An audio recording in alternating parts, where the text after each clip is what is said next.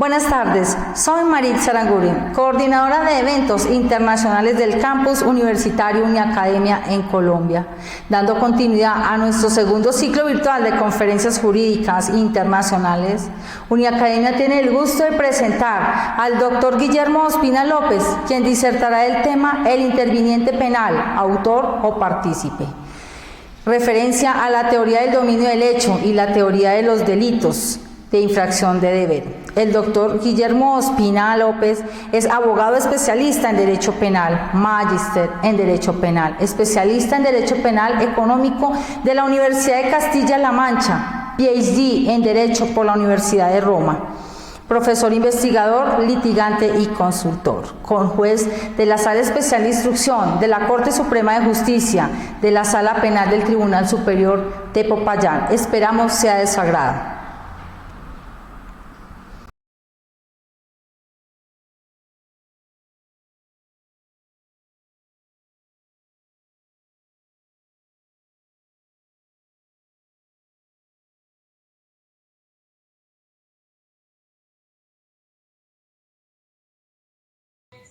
Quiero presentar un cordial saludo a todos y cada uno de los asistentes a esta charla, conferencia, disertación, a la que cordialmente y con mucho honor he sido invitado por parte de los organizadores. Agradecer a Uniacademia, agradecer a Editorial Ledger, hacer posibles estos encuentros que a lo largo del tiempo han venido dejándonos grandes temas expuestos por grandes abogados que han permitido enriquecer el debate y enriquecer la formación de todos y cada uno de nosotros. En esta oportunidad quiero referirme o trataré de esbozar de una manera muy completa lo que tiene que ver con un problema de autoría y participación que, no obstante, después de 20 años de expedido el Código Penal, sigue generando grandes problemas en el desarrollo de su aplicación. Esto es la figura del interviniente.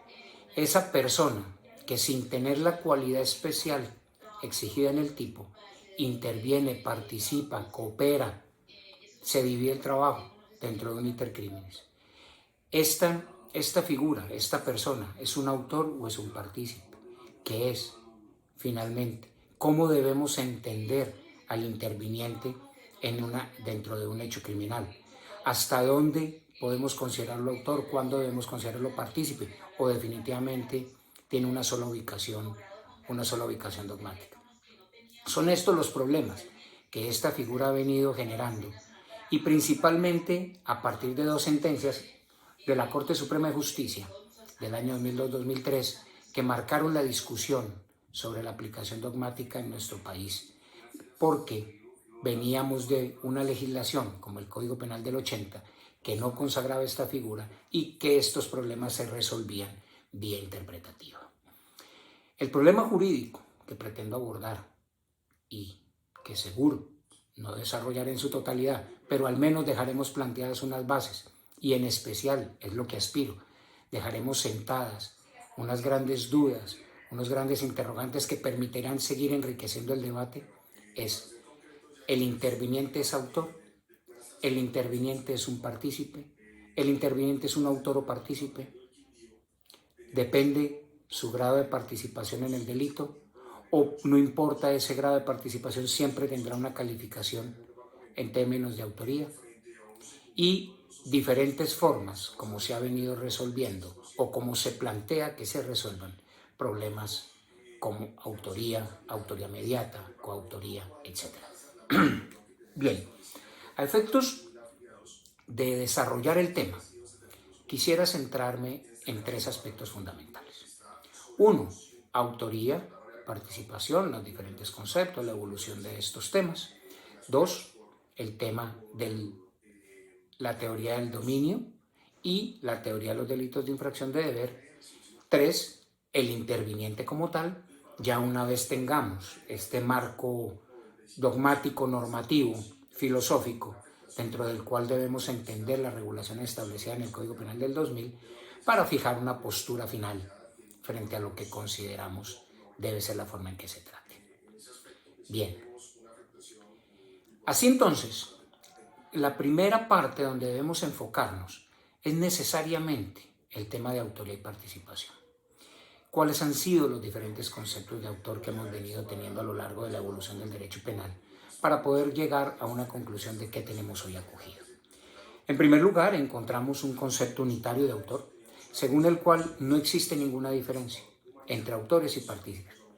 Todo aquel que ponga una causa para el desarrollo o el logro o la consecución de ese resultado final es exactamente considerado como autor. Basta que aporte una causa. Ese es un concepto unitario. Ya veremos ahora, distinto al concepto restrictivo, porque allá veremos habrá una distinción sí entre autores y partícipes. Aquí es claro que la característica y la nota esencial es que no existe esa delimitación. Es un tema referido netamente a los aportes causales que los intervinientes en el iter criminis puedan dar y aporte lo que aporte, todos serán tratados como autores. En segunda medida, encontramos un concepto extensivo de autor, el cual se identifica mucho con las teorías subjetivas y en alguna parte con el concepto unitario. Para decir, sin embargo, que este concepto extensivo de autor sí distingue entre inducción y complicidad, sí reconoce ese principio de accesoriedad, pero, ¿cierto?, tiene en cuenta que todas las personas, ¿cierto?, que aporten, ¿cierto?, que intervengan en lo que es el verbo rector, como lo denominaríamos, y desarrollen parte de este, serán autores. Ahora bien, algunos seguidores de este concepto extensivo no reconocen esa accesoriedad, sino que tienen a las formas de participación, a las categorías de los partícipes como unas modalidades de autoría. Y por último, e insisto, de una manera extremadamente sintética, encontramos el concepto restrictivo de autor. Concepto que, digámoslo desde ya, es el que nuestro Código Penal del 2000 ha acogido y deja claro en sus bases filosóficas y dogmáticas. El concepto restrictivo de autor sostiene que no todo interviniente en el iter criminis es un autor, solamente lo será quien realice el tipo penal.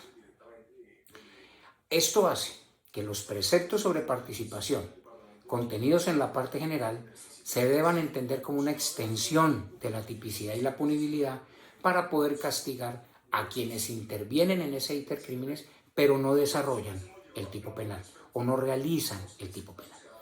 Este concepto restrictivo de autor, entonces, reconoce el principio de accesoriedad, ¿cierto?, y tiende a convertirse esto en su nota más característica y lo que le reporta la principal ventaja para lograr una mejor determinación de lo típico.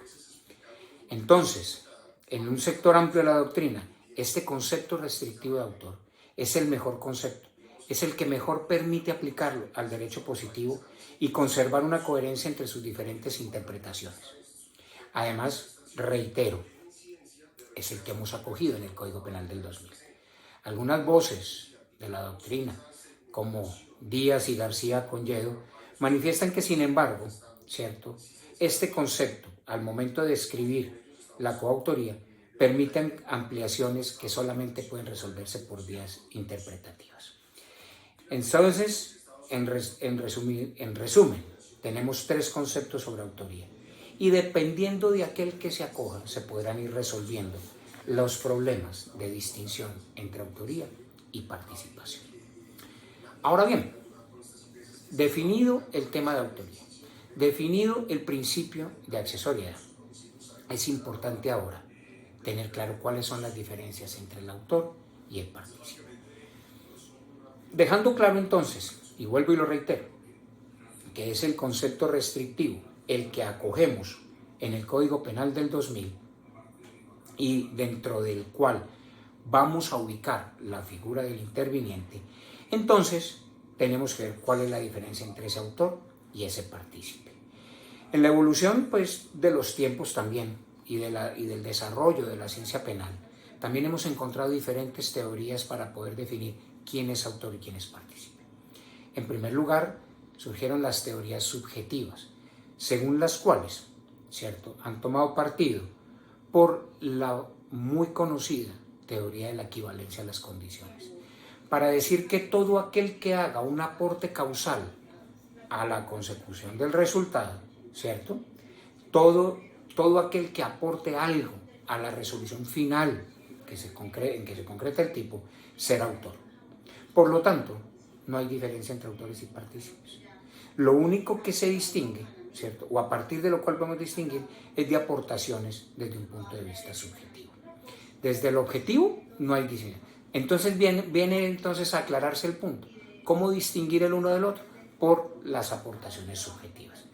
Y se dice entonces, por los seguidores de esta teoría, que la diferencia que existe entre un autor y un partícipe está cifrada en el ánimo con que cada uno actúa. Animus auctoris identifica a quien tiene ánimo de autor, ánimo de ejercer el hecho típico como propio. Y animus soci identifica aquel que reconoce el hecho como ajeno y lo único que pretende es brindar una aportación al mismo. Es de entrada una teoría de muy difícil, por no decir imposible, como lo dice Díaz y García Conlledo, aplicación, pues siempre será extremadamente problemático poder saber, identificar y determinar cuál es el ánimo con que actúa cada una de las personas que intervienen en un delito. A efectos de resolver esos problemas, entonces se han esbozado dos teorías. Primero, la teoría del dolo, que hace referencia a que depende de la voluntad con que se actúe, se podrá distinguir entre un autor o partícipe. Será autor el que no reconoce voluntad ajena. Será autor el que no reconoce subordinación de su voluntad a nadie. Mientras que la voluntad del partícipe, la voluntad del socio, estará subordinada o determinada por la voluntad de ese autor. Teoría del dolo. 2. Teoría del interés. Muy semejante, pero que lo que pretende es tomar partido porque la diferencia entre autor y partícipe está en el interés con que actúa cada uno frente al hecho. El autor tiene un interés propio en la realización del mismo, el partícipe tiene un interés ajeno en que se logre ese resultado. Estas teorías, pues enmarcadas en un concepto extensivo de autor, han llevado a situaciones de resolución bastante polémica, ¿cierto? Y que en algunos casos incluso se han convertido en los famosos casos de cátedra para explicarlo. En primer lugar, pues tenemos el muy conocido caso de la bañera, que la jurisprudencia alemana resolvió de la siguiente manera. La madre, ¿cierto?, de un recién nacido, que le pide a su hermana que ahogue al niño que acaba de nacer como quiera que ella no tiene la fuerza suficiente para hacerla, pues acaba de dar a luz. Y es la tía del menor la que ejecuta la acción. Siguiendo con la teoría subjetiva, la madre sería la autora, pero no ha desarrollado la acción típica. No ha dominado el hecho, para ir anticipando eso, pero ha tenido la voluntad propia, ha tenido el interés propio. Sin embargo, ha sido la tía la que, dominando el hecho y ejecutando la acción, ha sido condenada solamente como cómplice, como quiera que se entendió que tenía una voluntad de un animus soci, y lo que quería era desarrollar una acción típica ajena, con una voluntad suya subordinada a la de la madre. Por eso, por estas decisiones polémicas, complejas de enmarcar dentro de lo que hoy conocemos en la doctrina y en la evolución de la teoría del delito, pues esta teoría ha venido perdiendo bastantes adeptos, al punto que prácticamente ha sido desechada en la doctrina alemana. Siguiendo las voces de Díaz y García Conlledo, decimos que puede ocurrir que todos los intervinientes en un delito subordinen su voluntad a otro o pretendan actuar en interés ajeno. ¿Cierto? Todos pretenden subordinarlo a otro, lo que supondría un hecho típico solo de partícipes, pero sin un autor, situación impensable desde cualquier punto de vista. Igualmente, dice Díaz, puede ocurrir que una persona realice todo el hecho subordinado, subordinando su voluntad a otro, en interés de otro, ¿cierto? y se ha calificado como partícipe, pero es quien ha desarrollado todo el iter criminis. Esa situación, pues es una resolución hoy imposible de sostener. Así que entonces estas teorías subjetivas, diríamos y concluiríamos, son incompatibles con derechos positivos como el nuestro, como el colombiano, e incluso con algunos códigos europeos, principalmente los españoles. Tenemos la teoría las teorías subjetivas, la teoría del acuerdo previo. La teoría del acuerdo previo, digámoslo, fue sostenida en un tiempo ya, otrora, por la Corte Suprema de Justicia de Colombia. Y según esta, serán autores todos aquellos que intervengan en un delito, siempre y cuando exista un acuerdo, un concierto para ello. ¿Cierto? No importa su aporte material, basta que haya convenido en ese acuerdo de llevar a cabo ese resultado final para que se tenga como autor. Aquel que no participe del acuerdo, sin importar tampoco su aporte, será tenido siempre como partícipe.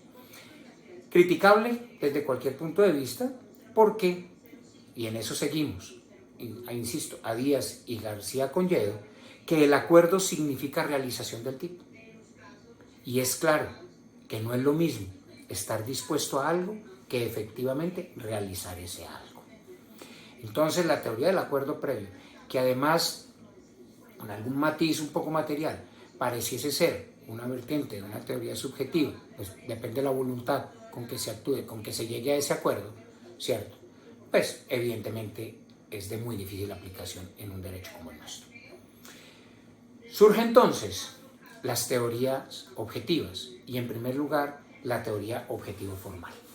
Teoría que, digamos, fue dominante durante mucho tiempo, principalmente en Alemania y naturalmente en aquellos países en donde la influencia germánica es tan grande, que ha irradiado, que ha penetrado en los códigos penales. Teoría objetivo formal que solamente vino a verse desplazada cuando irrumpe la teoría del dominio del hecho, hoy, al decir de muchos, dominante en todas estas regiones. La teoría objetivo formal dice que es autor quien realiza total o parcialmente la acción descrita en el tipo. Y a efectos de determinar quién realiza efectivamente esa acción descrita en el tipo, han surgido dos teorías. En primer lugar, la que se podría llamar hoy teoría clásica, objetivo formal clásica, según la cual es autor quien realiza la acción ejecutiva, quien realiza una acción ejecutiva. Así, esa acción ejecutiva no sea en completo la acción descrita en el tipo. ¿Por qué sostienen esto? Para poder explicar el fenómeno de la tentativa. Basta que la persona realice una acción ejecutiva, la preparatoria, ejecutiva, aun cuando no realice toda la acción descrita en el tipo, para que se entienda que es autor. Y la teoría, ¿cierto? Al contrario, enfrentada a esta, la teoría objetivo formal moderna, que sostiene que es autor quien desarrolla la conducta que puede subsumirse sin más en el tipo. Es decir, es quien realiza la acción típica, no cualquier acción, como el anterior. Una acción ejecutiva, por ejemplo, en el delito de homicidio, pues podría ser amarrar a la víctima para que su ejecutor pueda cumplir a cabalidad con su función. Ahí tendríamos ya un autor. Aquí no. Será autor quien realice no cualquier acción, sino la acción típica y ésta pueda subsumirse sin más en el tipo, ¿cierto? Y la pregunta que se le hace a esta acción es, ¿y cuando el tipo penal tiene varios verbos rectores, varias acciones típicas, entonces responden los adeptos a esta teoría? Basta con que realice cualquiera de esas acciones. ¿Qué aciertos tiene esta teoría? Pues permite delimitar mucho más claro los límites, valga la redundancia, entre autor y partícipe, ¿cierto? La doctrina le ha reconocido como punto importante la conexión que resalta entre tipo penal y autoría, esa conexión inescindible que debe existir para poder diferenciar un autor de un partícipe. ¿Qué se le critica? Que bajo su misma lógica, que bajo sus mismos preceptos, se hace bastante difícil explicar fenómenos como la autoría mediata y la coautoría. Enfrente a estas teorías objetivo-formales, tenemos las teorías objetivo-materiales, según las cuales, ¿cierto?,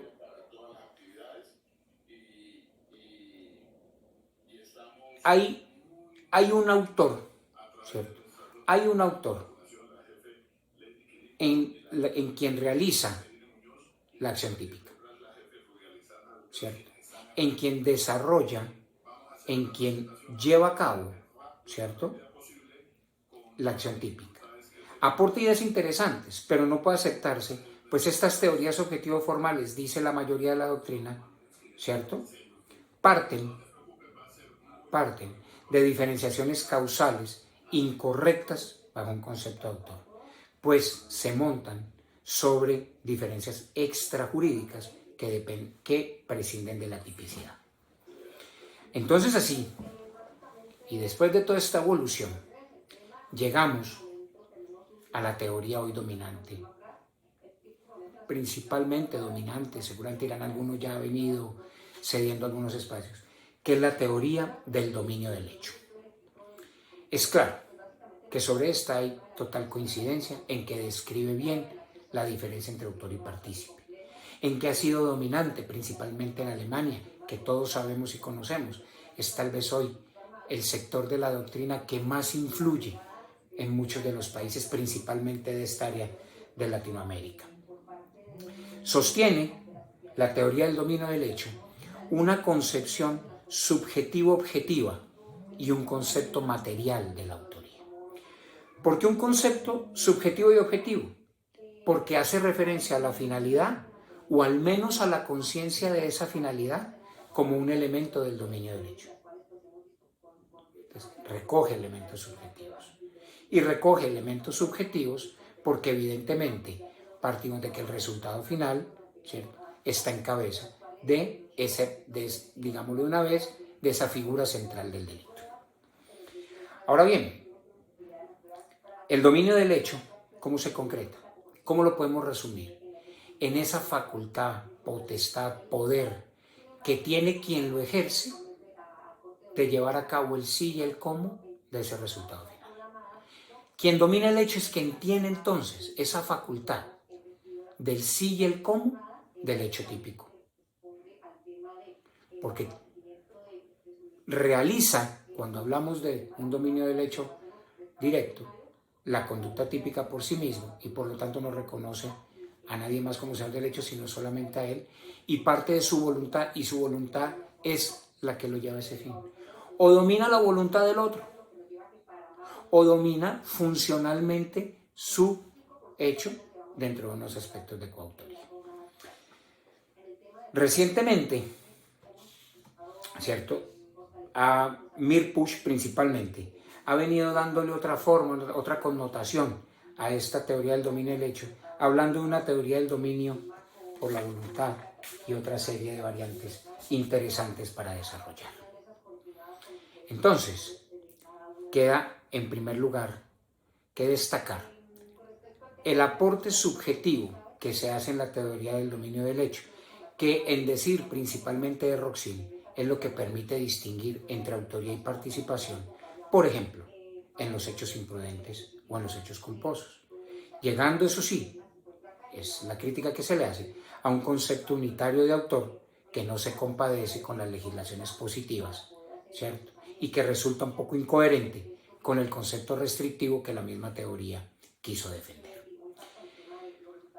Decíamos entonces que Mirpuch ha esbozado una teoría parecida pero no idéntica, pero para zanjar estos problemas la ha denominado la teoría de la pertenencia del hecho, en donde ya no es autor quien lo domina, sino a quien le pertenece el hecho y a quien ninguna otra persona le puede disputar esa pertenencia.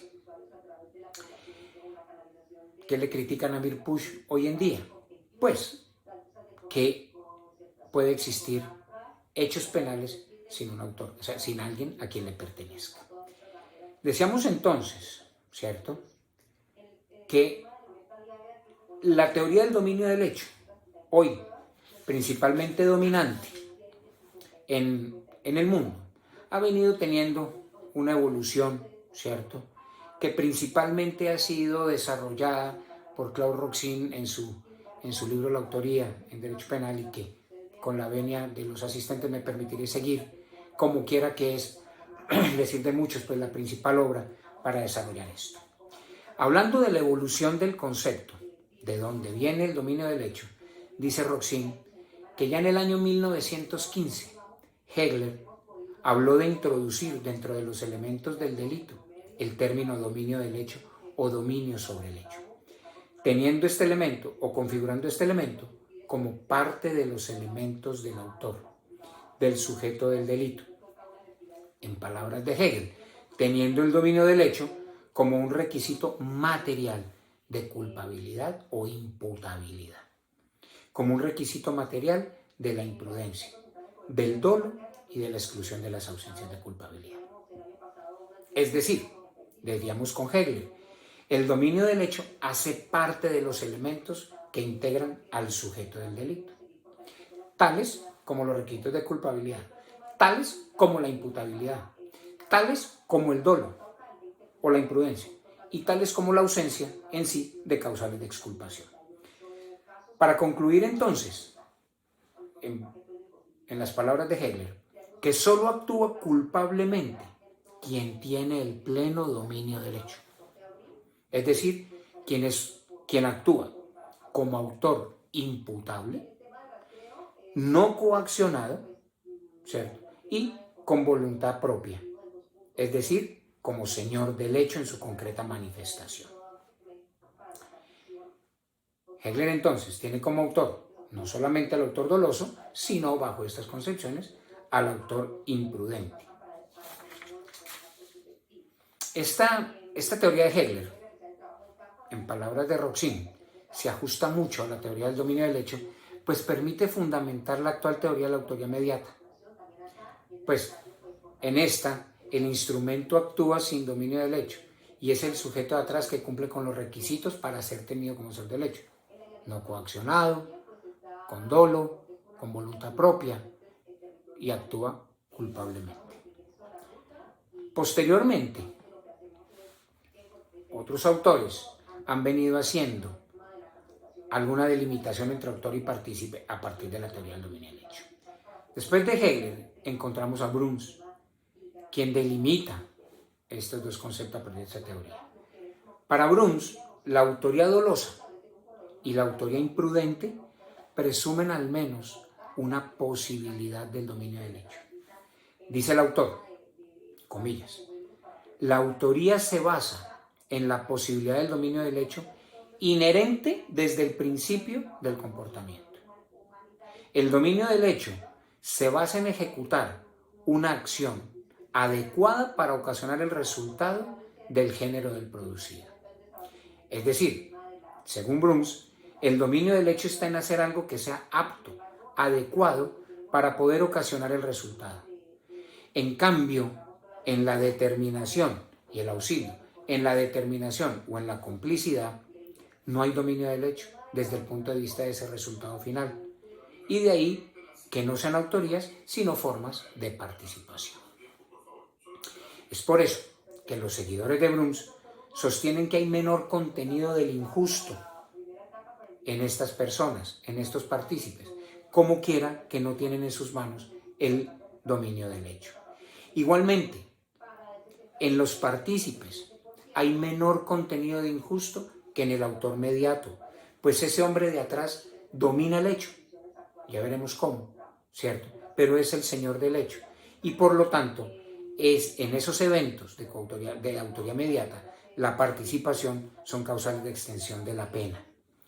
Entonces, en palabras de Bruns, también podemos encontrar sustento o fundamento a la coautoría, pues lo que nos dice es que el dominio del hecho, si se entiende como una acción adecuada para ocasionar el resultado y se ha cometido con voluntad de autor, pues todos aquellos que participen en la conformación de ese resultado final con voluntad propia deberán ser tenidos como autores.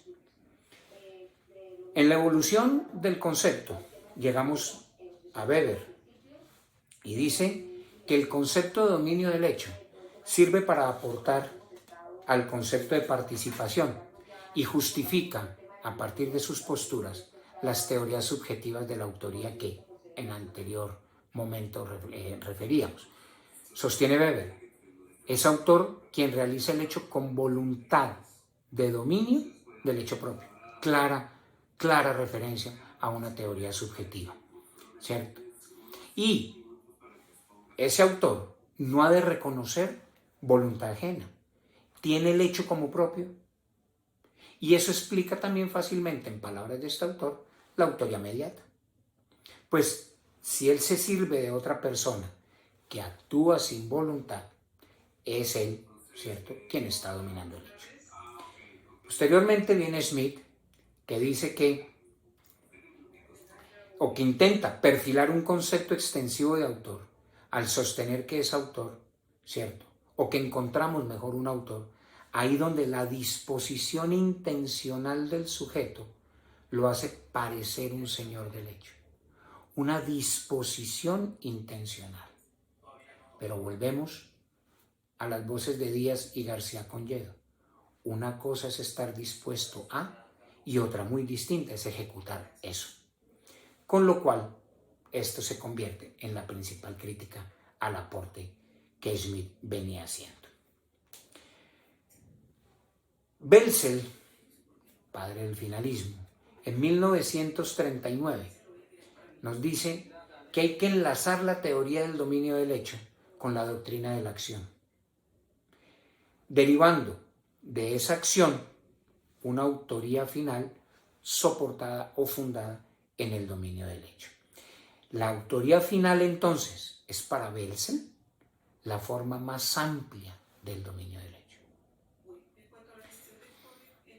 Decimos entonces, para ir concluyendo esta evolución del concepto de dominio del hecho, guiándonos por la obra de Roxin, como lo hemos dicho, que en los orígenes dogmáticos, ¿cierto?, o los orígenes dogmáticos de la figura del dominio del hecho, está en primer lugar Belzel, quien le da un avance a la teoría hasta convertirla en una teoría dominante. A Hegel, entonces, se le debe la perfilación, la delimitación de las características del concepto. A Love, ¿cierto?, si bien Roxin no le reconoce su aporte como una teoría, sí como una teoría precursora del dominio, sí dice Roxin que Love propuso la primera formulación cabal de esa idea o de esa teoría, al partir de una crítica importante a la jurisprudencia del tribunal alemán sobre el animus autoris, sobre la teoría subjetiva. Dice Roxin que el gran aporte que hace Love es al decir, comillas, lo esencial para la autoría no es solo la existencia de la voluntad con el contenido de cometer el hecho como propio, sino que la realización de esa voluntad debe tener lugar de tal manera que el hecho se ejecute bajo su dominio, que es la voluntad también domine y dirija la ejecución tendiente a su relación. Quien es autor se determina, por tanto, a estos dos elementos subjetivos y objetivos. Y dice Locke, a efectos de responder a la participación, que en estas formas de intervención en el delito falta ese dominio de la acción ejecutiva, encaminada a realizar ese resultado, siendo entonces la acción del partícipe desencadenada y dominada por la voluntad de otro. De esta manera, entonces, Locke hace, a partir de la teoría del dominio del hecho, un criterio de autoría basado ya en un animus autoris, sino en un animus domini. ¿De acuerdo?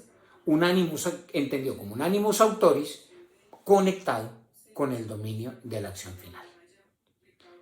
Volviendo en esta evolución del concepto, llegamos nuevamente a Belzel, quien entonces, decíamos ya, que así como debe distinguirse entre la realización final del tipo doloso y causaciones, ¿cierto?, con respecto a los resultados en los delitos imprudentes, también dice Belzel que debe existir una diferencia entre autoría dolosa y autoría imprudente. Dice Belzel, a partir de sus teorías entonces, que es autor imprudente quien simplemente concausa el resultado producido. Es decir, simplemente ha aportado una concausa y todas las causas en estos eventos son equivalentes.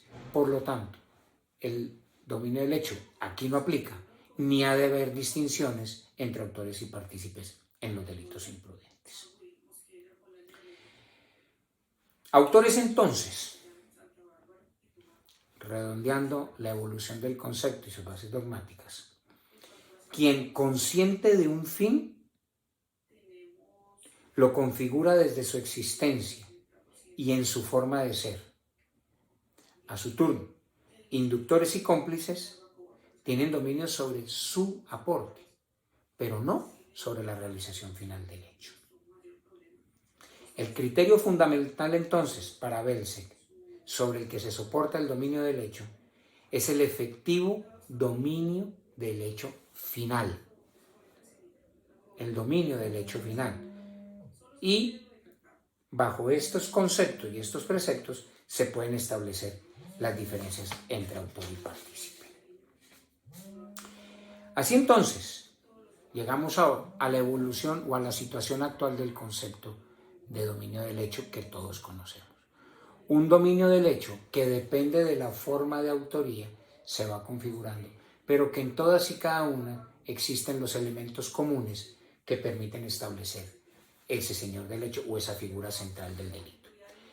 En los casos de autoría directa, en los casos de autoría inmediata, pues el dominio es un dominio material, es una realización de propia mano de esa conducta típica descrita en la ley, es decir, esa realización del hecho final, sin reconocer voluntad ajena, sin estar supeditada la voluntad a la de ningún otro.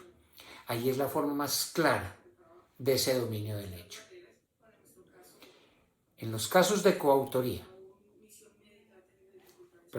vuelvo un poco atrás, en los casos de autoría mediata, ese dominio del hecho, ¿cierto?, se ejerce a través del dominio de la voluntad del ejecutor. Recordemos que en la autoría mediata existe un hombre de atrás que no ejecuta el hecho, pero lo domina y por eso es responsable, y un ejecutor que no responde penalmente, pero es quien lleva a cabo la acción. ¿Por qué la lleva a cabo? Porque este hombre de atrás domina su voluntad, dirige el curso del hecho, tiene el poder del sí y el cómo a través de un instrumento, ¿cierto?, que es en este evento otra persona, que actúa sin dominio del hecho, sin su voluntad, por error, por coacción, por inimputabilidad, en fin, por las circunstancias que atañen a que no pueda ejercer esta voluntad. Y en los casos de coautoría, ahora sí, ¿cómo determinar ese dominio del hecho?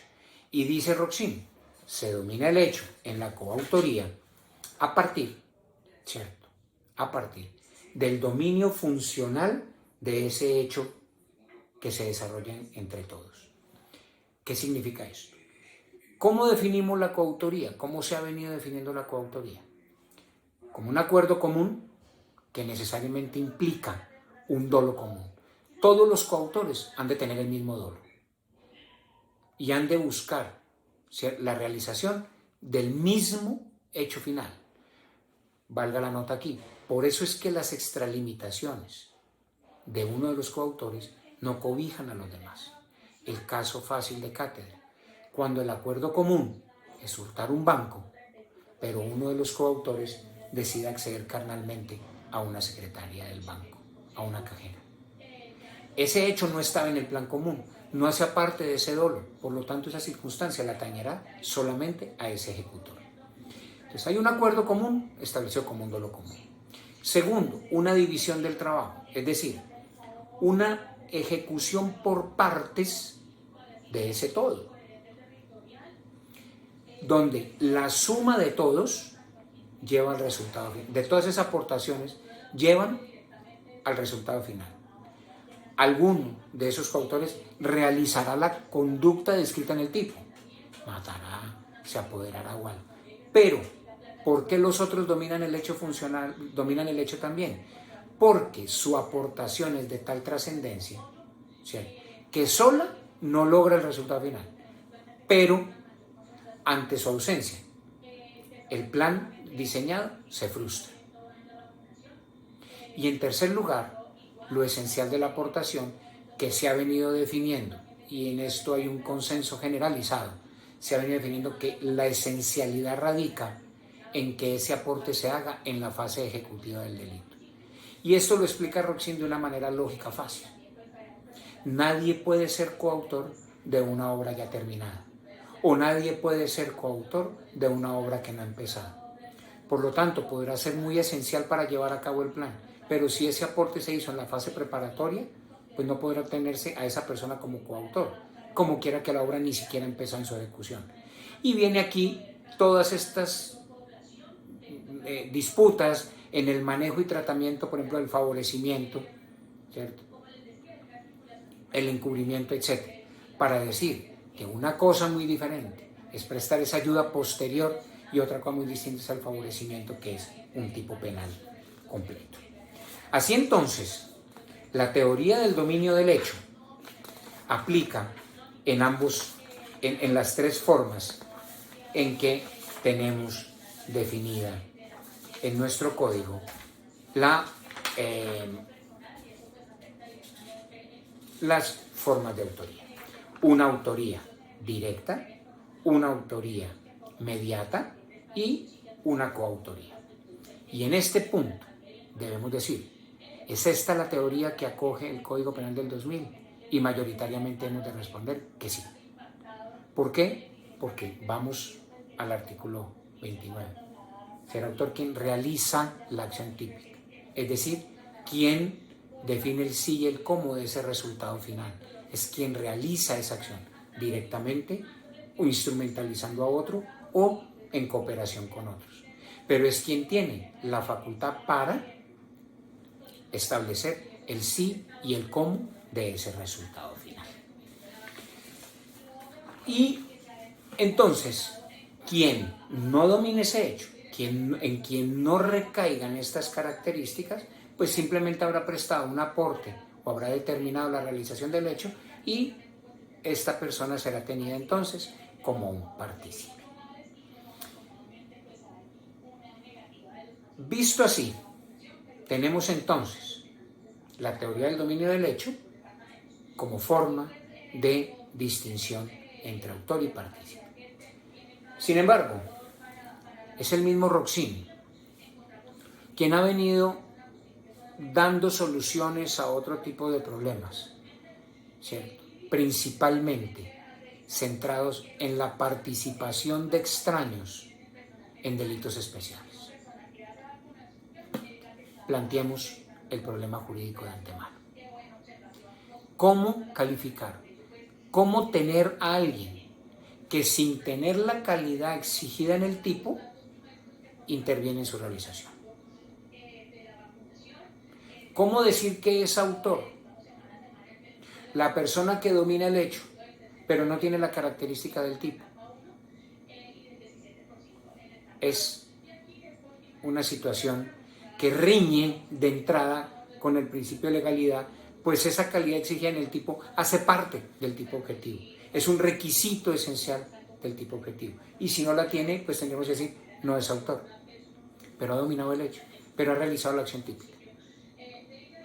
En casos de coautoría, una persona que sí reúne las condiciones en el tipo, en división del trabajo y acuerdo común, con alguien que no lo hace, desarrolla la obra. ¿Cómo tener como autor, reiteramos, a quien no tiene la calidad en el tipo? Pero ¿cómo tenerlo como cómplice si su conducta en principio sería atípica? Pero en palabras de Velázquez, le estaríamos haciendo una analogía in malam partem, como quiera que estaríamos volviendo cómplice cuando su acción es atípica en virtud del principio de de legalidad. Este tipo de problemas entonces ya han llevado a Roxin principalmente a desarrollar lo que conocemos hoy como la teoría de los delitos de infracción de deber. Dice Roxin que hay una categoría de delitos en donde no es importante, en donde no es aplicable la teoría del dominio del hecho, pues ese tipo de delitos se fundan en la protección de unos intereses, ¿cierto?, en la protección de unos deberes que ciertas personas han de respetar, y que el solo irrespeto del mismo deber, entendiendo como una violación del mismo, como una lesión o puesta en peligro de ese mismo deber, es lo que fundamenta la autoría en este tipo de delitos. Entonces, es lo que se ha denominado la teoría de los delitos de infracción de deber. ¿Cómo la desarrolla el profesor Roxin? En primer lugar, dice que estos son tipos especiales, ¿cierto? Porque lo que buscan proteger, el ámbito de protección de la norma, ¿cierto?, es que no se vaya a infringir ese deber que está ahí consagrado. En segundo lugar, la segunda característica es que ese deber no es un deber general de respeto a la norma, no es un deber general de conservar una ética y de actuar conforme a la misma, sino que es un deber extrapenal, es un deber, ¿cierto?, superpuesto en el plano lógico a la norma, anterior a esta, y que obliga, ¿cierto?, o que cobija solamente a determinadas personas.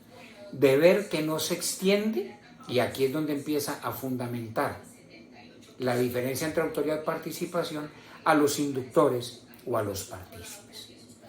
Reitero, dice Roxin, son deberes antepuestos a la norma, originados en otras ramas del derecho, en otras ramas jurídicas. Es un deber que impone al autor de la conducta una especial relación con el contenido del injusto del hecho, y el legislador lo considera figura central del suceso, a la manera de la teoría del dominio del hecho, porque precisamente él tiene esa obligación ahí consagrada. Dice entonces, para desarrollar las diferentes categorías de la autoría, dice Roxin, en los casos de autoría inmediata o de autoría directa, solo y únicamente podrá ser autor el intraneus, es decir, aquella persona que reúne la calidad especial exigida en el tipo, es decir, aquella persona que tiene esa relación directa, ¿cierto?, con el deber que la norma pretende proteger. Él y solo él podrá ser autor. El extraneus no podrá hacerlo porque no tiene ese deber. Y dice Roxin, no importa el aporte material, no importa el aporte causal, no importa la posición en que se encuentre el uno y el otro. Si es intraneus, será autor. Si es extraneus, será cómplice. Así domina el hecho. ¿Dónde vienen a presentarse principales problemas? En la autoría mediata. Y me valgo aquí del mismo ejemplo que trae el profesor Alemán en su obra para explicar. Fijémonos en esto. Un gerente de banco público, servidor público, que tiene bajo su relación funcional la protección del dinero que está en su banco, se traslada a otro país, como dice Roxin, se traslada a Latinoamérica, y estando en otro país, en unión de un tercero particular, se apropia, lo determina, lo coacciona para que cometa el delito. El autor material, quien recorrió el hecho, quien ejecutó la acción de apoderamiento del dinero, fue el particular. Primera resolución a partir del dominio del hecho sería el autor, pero no tiene la calidad especial, que haría impune.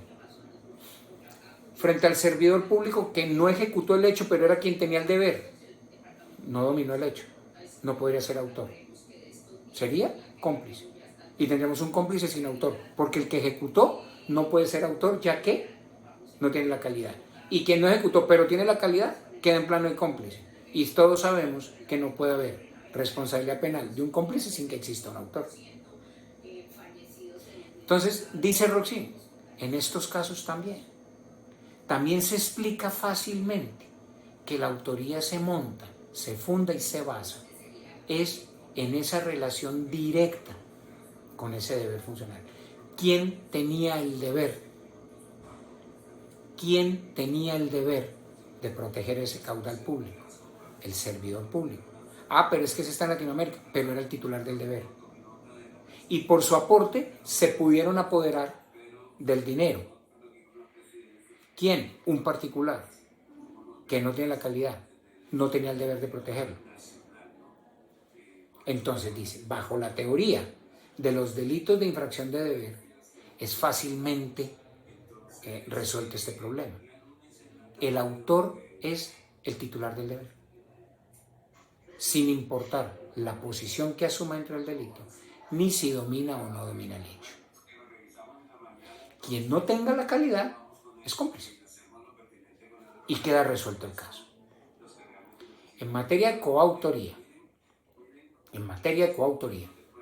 dice Roxin, bajo la teoría del dominio del hecho, solo y únicamente podrán ser coautores quienes intervengan en el delito teniendo la calidad especial definida en el tipo. Puede haber acuerdo, puede haber división del trabajo, pero si una de esas personas no reúne la calidad especial exigida en el tipo, no es coautor. Porque si no puede ser autor, porque no tiene la calidad especial, pues no puede ser coautor tampoco, porque para esto se exigen los mismos requisitos que para el autor. Hasta ahí, digamos, los problemas, digamos, se encontraría una respuesta lógica, pero viene un problema especialmente radicado en autoría mediata. Fijémonos en eso. El servidor público se vale de un particular, pero ese particular actúa dolosamente. Ya dijimos, no hay coautoría. ¿Por qué? Porque el particular no tiene la característica especial definida en el tipo. Bajo la teoría del dominio del hecho y la teoría pura, si me permiten la expresión, de la autoría mediata, pues no hay ninguna persona instrumentalizada, porque ese particular está actuando dolosamente. A partir de la teoría de los delitos de infracción de deber, se pretende resolver este caso y se dice, en ese evento se está frente a la figura del instrumento doloso no cualificado. Es decir, esa persona que lo que está haciendo es interviniendo en el delito a título de instrumento, pero doloso, no cualificado, no está coaccionando su voluntad y que al no tener las características exigidas en el tipo, no es más que un cómplice. Resolución que queda un poco compleja de entender bajo lo que ha venido siendo el desarrollo de nuestra jurisprudencia y de nuestra doctrina frente a los temas de autoría mediata. En resumidas términos, dice aquí Roxin, la estructura en materia de autoría mediata es muy distinta en la óptica del dominio del hecho que en la óptica de la infracción del deber. En la autoría mediata, bajo los preceptos de la infracción de deber, el hombre de atrás no domina la voluntad del ejecutor necesariamente, pero tiene la calidad, infringe su deber. Entonces, primera conclusión, una estructura diferente en materia de autoría mediata. Segundo, no importa cómo se intervenga en el delito, lo que funda la autoría es la relación directa con el deber que la norma protege. Es bastante, digámoslo de alguna manera, lógica la teoría de infracción de deber, sí. Y surge aquí la pregunta, ¿es la que tenemos en el Código Penal colombiano? Y yo participo de la teoría de que no. Y en eso comparto las voces de Sotomayor y Arias en su obra sobre la recepción de las teorías del delito de infracción de deber en el Código Penal colombiano. Si vamos a fundar la autoría, ya no en el dominio del hecho, ya no en la realización final de la conducta, sino simplemente en la relación directa con un deber extrapenal antepuesto en el plano lógico a la norma, y que basta su infracción para tenerlo como autor, estamos en primera medida violentando las voces del artículo 28 y 29, que definen que es autor quien realiza la conducta punible. Y aquí no estamos ni siquiera esperando la realización de una conducta punible. Fíjese, por ejemplo, que en la teoría de los delitos de infracción de deber se dice que hay autoría aun cuando no arranque la fase ejecutiva del delito. Ejemplifiquemos esta situación. El gerente de ese banco, del cual nos hemos venido sirviendo, ¿cierto?, deja abierta la caja fuerte, donde está el dinero. Ahí ya infringió el deber, dicen los seguidores de la teoría. Y aun cuando no haya una realización ejecutiva efectiva de apoderamiento del caudal público, ya hay un delito en cabeza de ese sujeto calificado.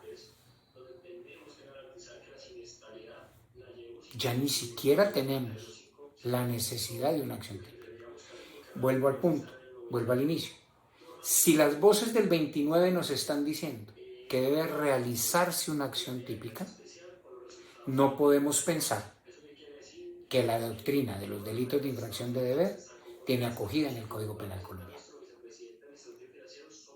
Son muchas otras las explicaciones que Sotomayor y Arias en esa gran monografía hacen, pero que realmente se resumen principalmente en eso, en que no podemos aceptar como incorporado a nuestro código una teoría cuando, para poder aplicar la misma, tenemos que desvertebrar todo lo relacionado con la teoría del delito que dogmática y filosóficamente está allí consignada.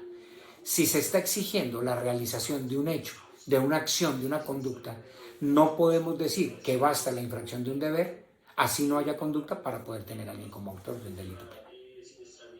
Habría una contraposición absolutamente insalvable para poder entender que la hemos venido aceptando. Igualmente, la teoría de los delitos de infracción de deber sostiene que no hay, y eso, digámoslo, tanto en la concepción roxiniana como en la concepción de Jacobs, dicen que no hay ninguna diferencia entre acción u omisión, que no importa, de todas maneras el resultado se logró, y de todas maneras, con una acción positiva o con una acción negativa de omisión, la persona lo que importa es que está infringiendo su deber. Y eso lleva a tal punto, ¿cierto? Lleva a tal extremo que dice Roxin, todo delito imprudente es un delito, pero todo delito de omisión es un delito especial, un delito de infracción de deber, porque solamente puede omitir algo el que está obligado a hacer ese algo. Entonces, si la persona omitió hacer lo que debía hacer, primero tenemos que determinar si esa persona está obligada. Y si está obligada, no importa. Hasta ahí fue. Es autor de esa conducta. Entonces, vemos que frente a las definiciones de la parte general, de acción, de autor, de conducta típica, de omisión, etc., pues perdería su estructura lógica el decir que hemos traído o incorporado al código los delitos de infracción de deber en donde todas esas categorías no tienen ninguna trascendencia. Concluiríamos entonces que los delitos de infracción de deber no tienen cabida en nuestro Código Penal. No ha sido acogida esa teoría en nuestro Código Penal del 2000. se sigue cabalgando sobre la base de la teoría del dominio del hecho. Quiero entonces hacer aquí una muy breve reflexión sobre las diferentes concepciones que algunos autores han sostenido frente a esta teoría de los delitos de infracción de deber. Y es importante manifestar lo siguiente. Hay una plena coincidencia entre todos en que la diferencia entre delitos de dominio y delitos de infracción de deber es que en los primeros de dominio se resaltan las singularidades del curso concreto del suceso. En cambio, en los delitos de infracción de deber es irrelevante la forma externa en que alguien participe. Dicho de otra manera, en los delitos de dominio es relevante que la voluntad y el accionar del autor lleven al resultado final y por eso realiza una acción. En los delitos de infracción de deber eso es intrascendente. Basta, y uso el verbo utilizado por Roxin, una imbricación, una conexión inescindible entre autor y deber especial para que esa persona sea tenida como tal. En 1933, Ed Smith, dice Roxin, fue el primero que captó con claridad la idea de deber y la trajo a la doctrina de la autoría, diciendo que lo determinante a efectos de esta categoría de intervención en el delito son los deberes especiales y no una calidad física o psíquica asignada a una determinada persona. Concepto extensivo de autor bajo una consideración puramente normativa. No importa el curso del suceso final, no importa el resultado final, no importa el curso externo de la acción. Basta con esa imbricación, con esa unión entre autor y deber especial. Lange y Galas hacen una unificación de ambos conceptos, de dominio del hecho y de infracción de deber. Y Lange sostiene, solo el intraneus puede obrar típicamente, pues es el único que domina su función pública. Solo el intraneus puede actuar típicamente, pues solo él domina su acción. A su turno, Galas dice que no se puede ser señor del hecho si no se está cualificado en los eventos de un sujeto activo que se requiere esta condición. Pues si la persona no reúne la cualificación, no realiza el acto auténtico contenido en el hecho fáctico. Falta algo. A su turno, Belzel y Maurak han venido diciendo que dominio del hecho y deber son presupuestos comunes de la autoría, es decir, los unen también. Dice Maurak, refiriéndose a los delitos de deber, ¿cierto?, que son delitos que no encajan en el concepto de autor bajo la teoría del dominio del hecho. Y Belzel resalta la posición especial del deber de autor como requisito independiente de la autoría, situándolo junto al dominio del hecho, es decir, ambos criterios están juntos. Considera Belzel que los elementos del delito, o que en los elementos del delito resalta la posición especial de deber del autor como requisito independiente de la autoría. Es decir, no basta. O sea, el deber es elemento fundante de la autoría, pero no es suficiente, sino que se sitúa junto al dominio del hecho. Pues en la autoría hay elementos objetivos personales. Entonces, concretando la posición de Belzel, dominio del hecho y deber son ambos, en cierto tipo de delitos, elementos que fundan la autoría. No son suficientes, pero son necesarios. Son necesarios, pero no son suficientes. En la concepción de Roxin, decimos entonces que esa concepción roxiniana establece que un delito de infracción de deber siempre será un delito especial, siempre y cuando la cualidad exigida en el tipo se funde en un deber extrapenal, no en el deber general, reiteramos, de respetar las normas y la ética establecidas, sino un deber especial nacido de una norma prejurídica o de una norma extrajurídico penal, para decirlo mejor. Cuando la tipicidad, cuando ese requisito de la tipicidad esté fundado en ese deber, estaremos entonces en presencia de un delito de infracción de deber. Para Jacobs, ¿cierto? Y todos conocemos su teoría relacionada con los roles y su concepción sobre los bienes jurídicos, etcétera, etcétera. También comparte o ha desarrollado un poco la teoría de los delitos de infracción de deber, diciendo que en la sociedad hay deberes especiales, ¿cierto?, positivos y deberes negativos. El deber negativo, que es el que incumbe a todas las personas, que es el deber de no causar daño. Ahí no hay un delito de infracción de deber. Hay delito de infracción cuando estamos hablando de deberes especiales que le incumben o cobijan solamente a un determinado círculo de personas. ¿Sí? Cuando estamos en presencia de eso y la persona infringe ese deber, que no es el deber general, estamos en presencia de un delito de infracción de deber.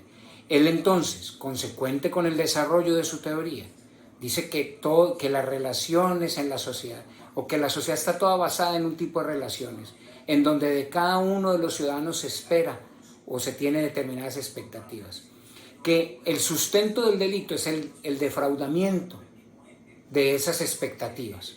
Pero hay expectativas generales que son deberes negativos, de abstenerse, ¿cierto?, de no hacer, de prohibición, de no causar daño, y deberes especiales de protección de un determinado rol que le incumbe solamente a una persona.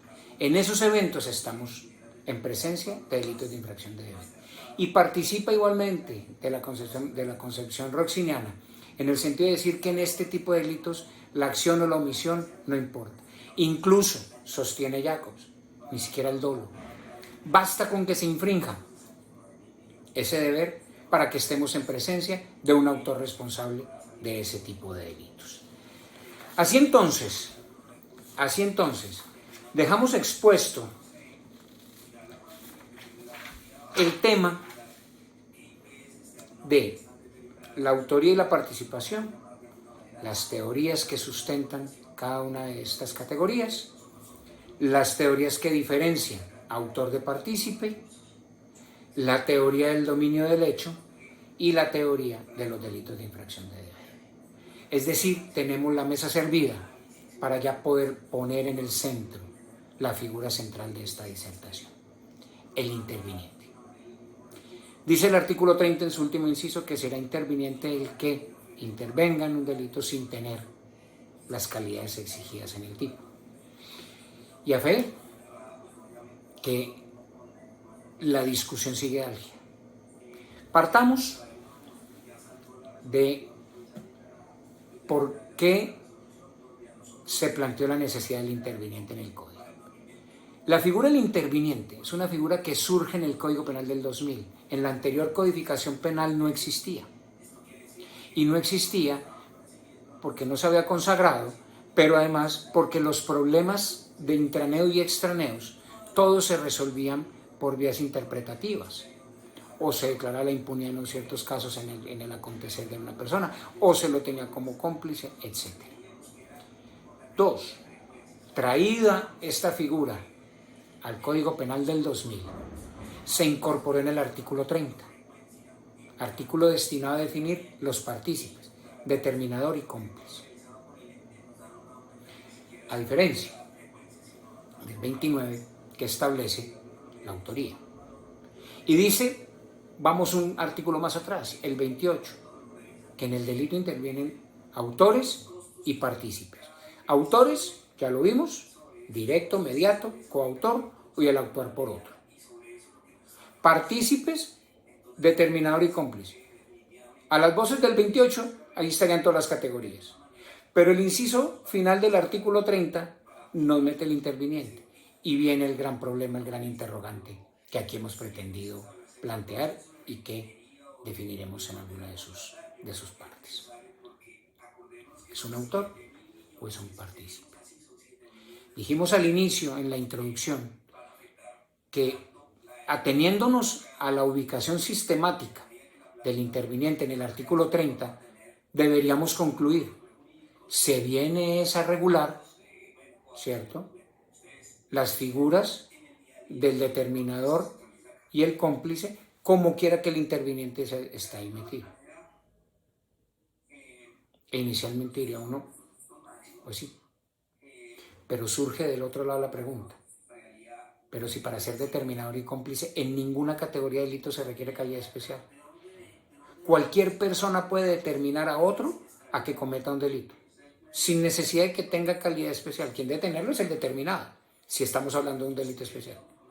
Cualquier persona puede prestar una ayuda o colaboración a otro para que cometa el delito, incluso un delito especial, incluso un delito especial propio,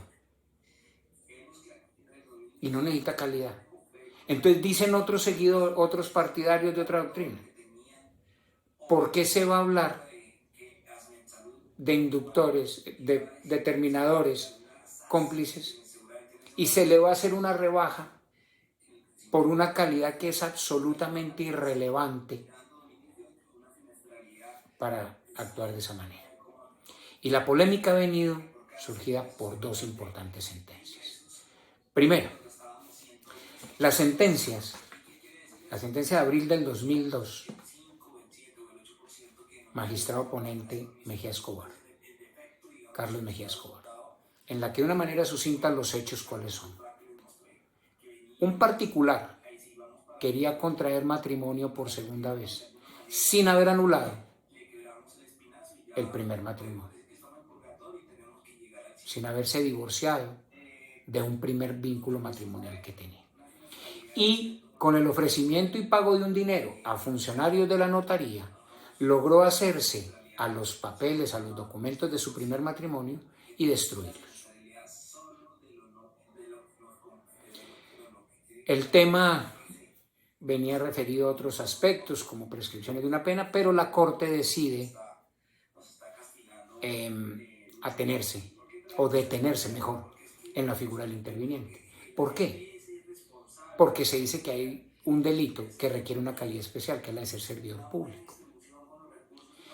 Y sostiene la Corte, los funcionarios de la notaría son servidores públicos, por lo tanto cometen el delito especial. Pero es extraneos.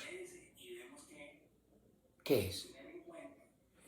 En términos generales, ¿qué tenemos? Una división del trabajo, ¿cierto? Porque no podemos decir que una determinación, o si podemos también decir, si el particular determinó a los funcionarios públicos, pues tendrá la misma pena, ¿cierto? Pero entonces ahí es donde surge el debate. Entonces resuelve la Corte decir, para ir ubicándonos en el tema, el interviniente puede ser un autor o puede ser un cómplice, dependiendo de la posición que asuma dentro del desarrollo del delito. Ahora bien, dice la Corte, eso sí, en clara introducción de los delitos de la teoría de delitos de infracción de deber en el Código Penal colombiano, dice, el intraneus solamente podrá ser autor, porque tiene el deber especial. Clara acogida de la teoría de los delitos de infracción de deber. Y es más, sustenta diciendo, o complementa diciendo, no importa su aporte, pero era el que tenía el deber, y condena a los servidores públicos por el delito especial.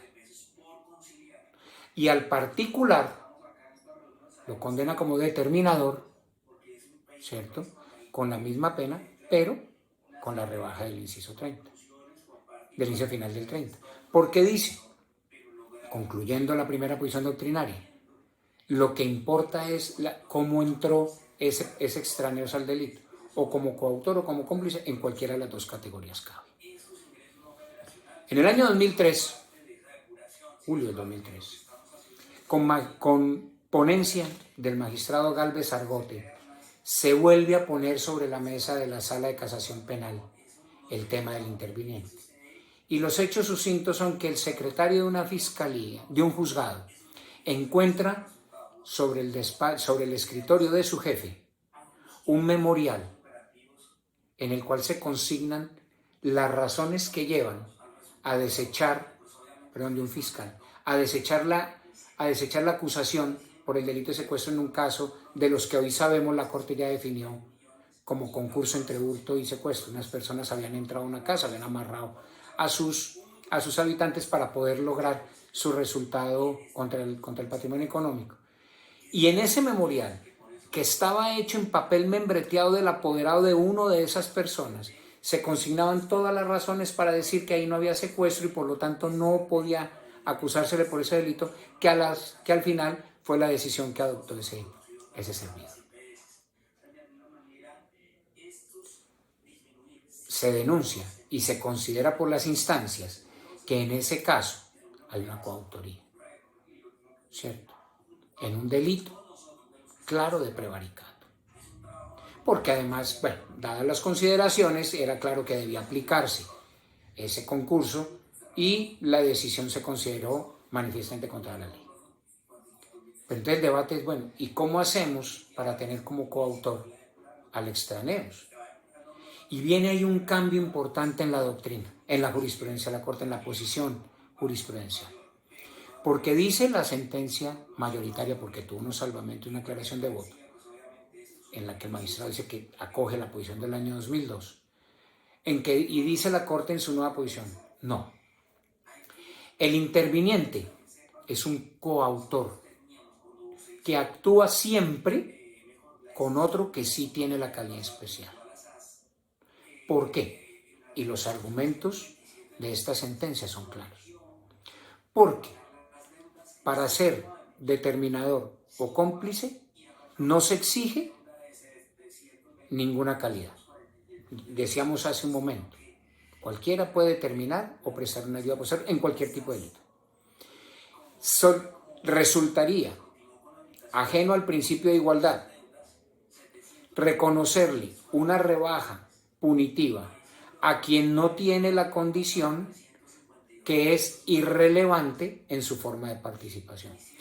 Si para nada tiene trascendencia el que un determinador, un cómplice, sea o no, por ejemplo, servidor público, es irrelevante, puede ser determinador o puede ser cómplice sin necesidad de esa categoría, ¿por qué ha de dársele un descuento punitivo? Porque no tenga la condición. Entonces dice la ponencia del año 2003, o la sentencia del año 2003, al único que se le exigen calidades especiales es a un autor. Y si el inciso final del 30 está diciendo aquel que interviene en el delito sin la calidad exigida en el tipo, está hablando de alguien a quien se le exige, y se le exige es un autor. Por lo tanto, este es un coautor. Y estamos enfrentados a un problema de técnica legislativa, porque no debió haberse ubicado el interviniente en el 30, sino en el 29. Y a partir de ahí se ha venido definiendo las diferentes posiciones doctrinales. La primera posición, ¿cierto?, que encontramos, o haciendo un recuento de las diferentes posiciones doctrinales que se han venido acogiendo, encontramos principalmente, ¿cierto?, que en el año 2004, Yesir Reyes Bastidas, y esta es una posición jurisprudencial, en radicación 18.051 del 11 de febrero de ese año, dijo: solo podrá ser autor quien ostente la calidad especial exigida en el tipo, pues solo él puede ejecutar materialmente la conducta. El extraneus ha de ser siempre un partícipe, pues él no puede ejecutar la conducta. Para Yesir Reyes Bastidas, el extraneus será un partícipe. Siempre. ¿Cierto? Porque él, al no tener la calidad, no puede recorrer el tipo penal completo en sus aspectos del tipo objetivo. En cambio, el intraneus será siempre autor, pues él y solo él puede ejecutar materialmente la conducta. Desde el punto de vista de la doctrina, aparece en el año 2004 un gran trabajo, un importante trabajo, para mí de los mejor fundados en esta materia, del profesor Miguel Córdoba Angulo, en el que dice que el interviniente en primer lugar es una figura accesoria. No es, ¿cierto? No es más que un criterio de referencia. No es una categoría autónoma de intervención en el delito. Y es una, como lo manifiesta él, es una figura accesoria aplicable solo al partícipe, porque dice Córdoba Angulo que solamente puede ser autor de un delito especial aquel en quien concurra la calidad especial exigida en el tipo. ¿Por qué la disminución punitiva? Para tratar de explicar lo que la Corte en el 2003 soportó como elemento de su posición. ¿Por qué darle un beneficio punitivo a quien no ostenta una condición o una calidad que es absolutamente irrelevante en forma de participación? Y dice Córdoba Angulo, la disminución punitiva es porque puede haber determinadores y cómplices que no son intervinientes. A ver cómo lo explica. Dice Córdoba Angulo, el intraneus será siempre autor, porque en él concurre la calidad especial y él puede desarrollar la acción o la conducta descrita en el tipo. A su turno, puede haber determinadores y cómplices que también tengan la calidad especial. No serán intervinientes, serán determinadores y cómplices. Y también existe en ellos ese deber especial de protección a ese deber que está consignado en el tipo. Con un ejemplo resulta fácil entender.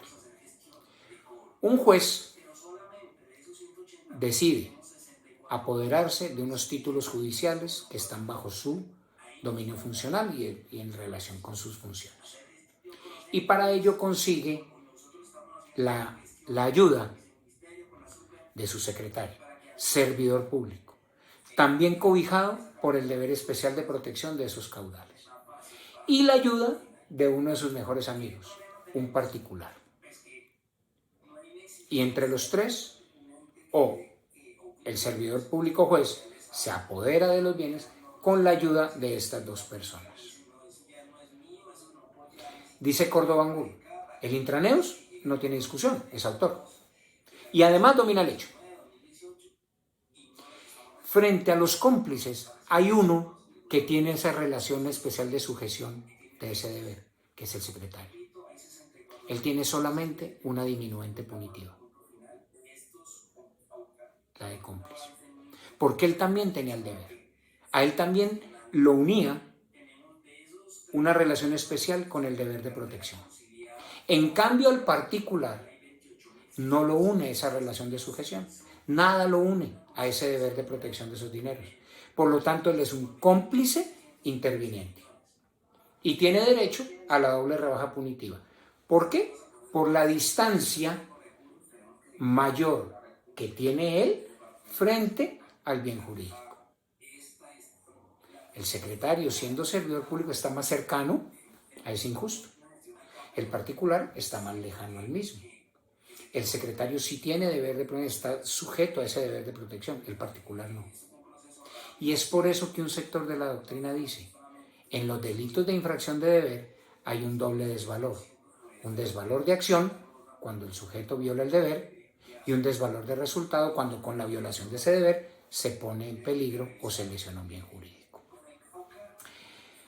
Dice Córdoba Angulo entonces, que con esa interpretación se logra, primero, no romper la unidad de imputación. Todos responderán por el mismo delito, que es el delito especial. En el caso que acabamos de dar, un peculado. 2, se mantendrá la accesoriedad que identifica o que diferencia autor y partícipe, porque el partícipe es accesorio a la figura del autor. Y en tercer lugar, se guardará una correspondencia punitiva dependiendo de la mayor o menor distancia que haya frente al injusto y a la relación de sujeción que haya o no con el bien jurídico protegido. Entonces dice Córdoba Angulo, el intraneus siempre será autor, por lo tanto el extraneus siempre será un cómplice, no puede ser autor, pues no está sujeto al deber. Y dice Córdoba Angulo, en el Código Penal del 2000 se acoge la teoría del dominio del hecho, porque es que además ese intraneus debe dominar el hecho.